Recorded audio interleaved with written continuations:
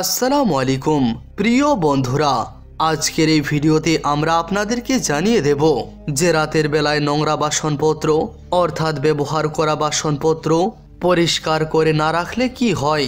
এ ব্যাপারে হযরত আলী রাদিয়াল্লাহু আনহু কি বলেছেন আর বিজ্ঞানীরা এ ব্যাপারে কি বলে, তার সঙ্গে সঙ্গে আমরা আপনাদেরকে এটিও জানিয়ে দেব যে প্রিয় নবী সাল্লাল্লাহু তাআলা আলাইহি ওয়াসাল্লাম বলেছেন, এই 7টি সময় দোয়া করো, কেননা এই সময় সমস্ত দোয়াই কবুল হয়।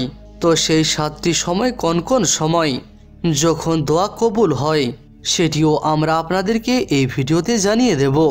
তাই আজকের এই গুরুত্বপূর্ণ তথ্যগুলি জানার জন্য সম্পূর্ণ ভিডিওটি অবশ্যই দেখুন। বন্ধুরা, একদা একজন মহিলা হযরত আলী রাদিয়াল্লাহু আনহুর দরবারে এসে উপস্থিত হলো আর হাত জোড়ো করে আদবের সঙ্গে বলতে লাগলো, ইয়া আলী আলাইহিসসালাম, আমি অনেক সমস্যার মধ্যে রয়েছি।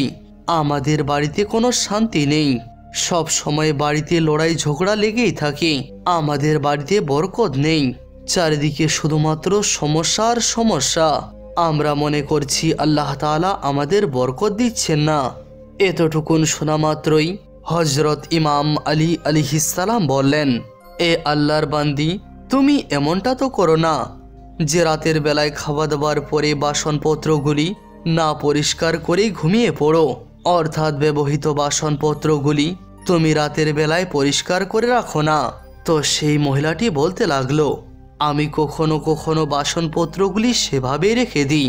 এটি শোনার পরে হযরত আলী রাদিয়াল্লাহু আনহু বললেন, এ আল্লাহর বান্দি, আমি আল্লাহর প্রিয় রাসূল সাল্লাল্লাহু তাআলা আলাইহি ওয়াসাল্লামের কাছে শুনেছি যে যখন রাতের বেলায় বাড়ির সমস্ত লোকজন শুয়ে পড়ে তো সেই সময় আল্লাহর একজন ফেরেশতা আসেন। সেই ফেরেশতাটি বাড়িতে এসে বাড়ির সমস্ত জায়গায় চক্কর লাগায়, সম্পূর্ণ বাড়িতে ঘুরে ঘুরে দেখে এবং সম্পূর্ণ দিনের রুজি বন্টন করে, অর্থাৎ সে রিজিক নিয়ে আসে। যে বাড়িতে নোংরা বাসনপত্র রাখা থাকে সে সেই সমস্ত বাড়িতে রিজিক বন্টন করে না, সেই ফেরেশতা সেখান থেকে ফিরে যায়। এই জন্য এই আল্লাহর বান্দি স্মরণ রেখো, এই সমস্ত বাড়িঘর আল্লাহ তাআলার রহমত থেকে বঞ্চিত হয়ে যায়।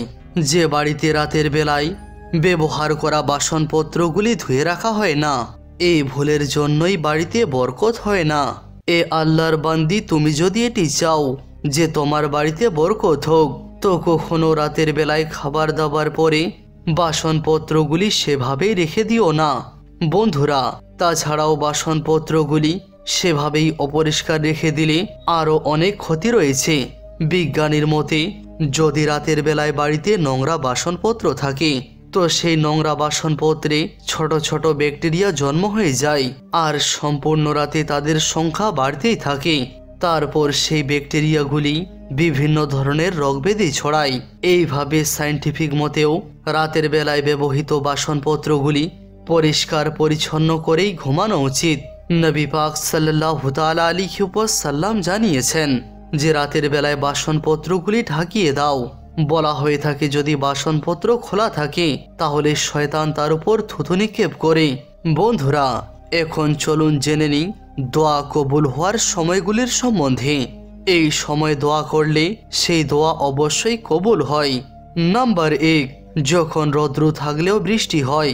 নাম্বার 2, আজানের সময়। নাম্বার 3, সফরের সময়। নাম্বার 4, জুম্মার দিনে।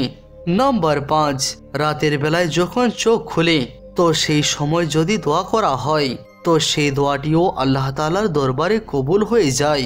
নাম্বার 6, মুসিবতের সময় চাওয়া দোয়া। নাম্বার 7, সমস্ত ফরজ নামাজের পরে। আল্লাহ তাআলা আমাদের সমস্ত দোয়াগুলি কবুল করে নিন, আমিন ইয়া রাব্বাল আলামিন। হাদিস নাম্বার 2, নবী পাক সাল্লাল্লাহু তাআলা আলাইহি ওয়াসাল্লাম বলেছেন, যখন মানুষ মৃত্যুবরণ করে তো তখন তার আমল বন্ধ হয়ে যায়, কিন্তু 3টি জিনিসের সওয়াব জারি থাকে। নাম্বার 1, সাদকায়ে জারিয়া। নাম্বার 2, সেই শিক্ষা যার জন্য মানুষ উপকৃত হয়। নাম্বার 3, নেক সন্তান সন্ততি যে তার জন্য দোয়া করে। হাদিস নাম্বার 3, একদা হযরত মুসা আলাইহিস সালাম আল্লাহ তাআলাকে জিজ্ঞাসা করলেন, ইয়া আল্লাহ, আপনি যখন খুশি হন তখন আপনি কি করেন? আল্লাহ তাআলা বললেন, আমি সেদিন বৃষ্টি বর্ষণ করি। মূসা আলাইহিস সালাম আবারও জিজ্ঞাসা করলেন, ইয়া আল্লাহ, আপনি যখন আরো বেশি খুশি হন তখন কি করেন? আল্লাহ তাআলা বললেন, আমি সেদিন পৃথিবীতে কন্যা সন্তান দান করি। মূসা আলাইহিস সালাম আবারও জিজ্ঞাসা করলেন, ইয়া আল্লাহ, আপনি যখন সবথেকে বেশি খুশি হন সেই সময় আপনি কি করেন? তো আল্লাহ তাআলা উত্তর দিলেন, সেই দিন আমি লোকজনের বাড়িতে আত্মীয় স্বজন পাঠিয়ে দিই, কিন্তু বর্তমানে লোকজন আল্লাহ তাআলার এই নেয়ামতগুলি সহ্য করতে পারে না। নাম্বার 1, কন্যা সন্তান। নাম্বার 2, বৃষ্টিপাত। আর নাম্বার 3 হলো আত্মীয় স্বজন। রাসূলুল্লাহ সাল্লাল্লাহু তাআলা আলাইহি ওয়াসাল্লাম বলেছেন, যে সুন্নতকে মহব্বত করলো এর অর্থ হলো সে আমাকেই মহব্বত করলো, আর যে আমাকে মহব্বত করলো সে জান্নাতে আমার সঙ্গে থাকবে। বন্ধুরা, এখন চলুন জেনে নিই আজানের সময় আমাদেরকে কোন কোন বিষয়ের উপর লক্ষ্য রাখতে হবে। নাম্বার 1, আজানের সময় কথোপকথন করবেন না। নাম্বার 2, আজানের সময় সালাম করবেন না। নাম্বার 3, আজানের সময় কেউ সালাম দিলে তার উত্তরও দিতে হয় না। নাম্বার 4, যদি কোরআন শরীফেরও তেলাওয়াত করে থাকেন তবুও আজানের সময় চুপচাপ করে আজান শুনুন। নাম্বার 5, যারা আজানের সম্মান করে না তাদের উপর আল্লাহ তাআলার আযাব বর্ষিত হবে। নাম্বার 6, আজান মনোযোগ সহকারে শুনুন এবং আজানের উত্তর দিন, অর্থাৎ মুয়াজ্জিন যেমন যেমন বলছে আপনিও ঠিক তেমনই বলুন। নাম্বার 7, যদি রাস্তায় আজান শুরু হয়ে যায় তাহলে থেমে যান। নাম্বার 8, আজানের সময় যারা আজানের দিকে মনোযোগী হয় না তাদের উপর আল্লাহ তাআলার আযাব বর্ষণ হবে। নাম্বার 9, আজানের সময় কোনো ধরনের সঙ্গীত শুনবেন না।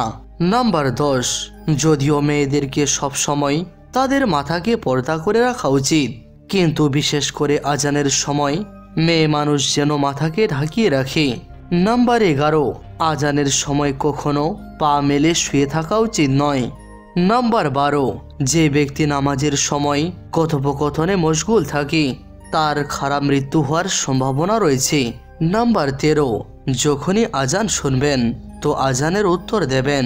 নাম্বার 14, যখন মুয়াজ্জিন আশহাদু আন্না মুহাম্মাদার রাসূলুল্লাহ বলবেন তখন শ্রবণকারী যেন তার বৃদ্ধ আঙ্গুল চুম্বন করে চোখে স্পর্শ করে এবং তার সঙ্গে সঙ্গে যেন সাল্লাল্লাহু তাআলা আলাইহি ওয়াসাল্লাম পড়ে। তো বন্ধুরা, আজ এ পর্যন্তই। আশা করি আজকের এই ভিডিওটি আপনাদেরকে অবশ্যই ভালো লেগেছে। যদি ভালো লেগে থাকে তাহলে ভিডিওটি লাইক করে চ্যানেলটি সাবস্ক্রাইব করে রাখুন।